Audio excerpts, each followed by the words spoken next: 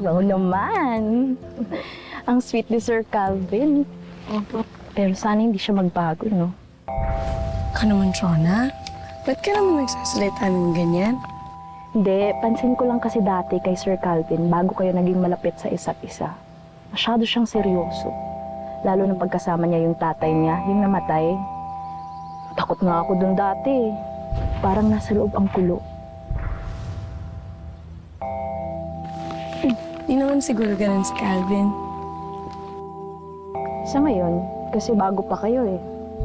Alam mo, Ma'am Vanessa, ganyan-ganyan yung ex ko.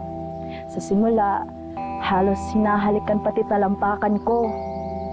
Pero nung tumagal ay dzay, ako na yung humahalik sa kamao niya. Pero wala akong nakikitang ganun sa pagkatao ni Calvin. Siguro kapag na-influensya ng alak, doon lang nagbabago konti yung ugali niya. Pero maliban doon, lagi na pinapakita sa akin kung gaano siya kabuti, kung gaano niya ako kamahal. Palagi siyang nandyan para sa akin. Salamat ha. Kuya, kapatid na ako ha.